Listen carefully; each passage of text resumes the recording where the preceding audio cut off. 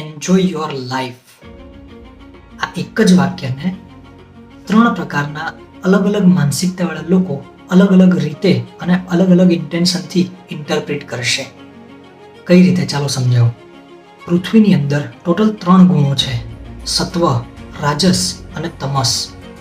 જે વ્યક્તિની પ્રકૃતિ તમસ ગુણથી પ્રેરિત થયેલી છે એ વ્યક્તિ આ વાક્યને કંઈક આ રીતે સમજશે: I will indulge in pleasure, food, escape the pain. એની જે બેઝિક મનોવૃત્તિ છે ને એ પ્લેઝર મેળવવા માટેની હશે, આનંદ મેળવવા માટેની હશે, ક્ષણિક ખુશીઓ મેળવવા માટેની હશે.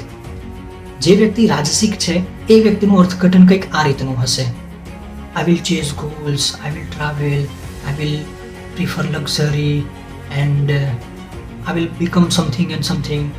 એ વ્યક્તિ એમ્બિશન બેઝડ હશે. એના દિમાગમાં એમ્બિશનને ફર્સ્ટ પ્રાયોરિટી આપેલી હશે.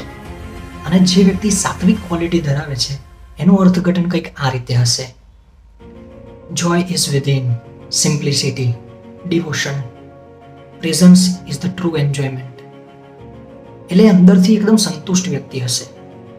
જ્યારે દુનિયાની અંદર અલગ અલગ પ્રકૃતિના લોકો હોય ત્યારે શું કોઈ એવી મેથડ છે કે જેના દ્વારા તેમને કોઈ એક સ્ટોરી અથવા કોઈ ઇન્ફોર્મેશન આપવામાં આવે કે જેનું અર્થઘટન એ લોકો પોતાના ગુણ અને કર્મને આધારે ગમે તે પ્રકારનું કરે, તેમ છતાં એ સ્ટોરીનો જે બોધ હશે, જે લેસન હશે, એ એમને અલ્ટિમેટલી સત્યના માર્ગ ઉપર જ વાળશે? શું એવું પોસિબલ છે? હકીકત એ છે કે હા, એવું છે. અને આ પ્રકારની ટીચિંગને 3 લેયર્ડ ટીચિંગ કહેવાય.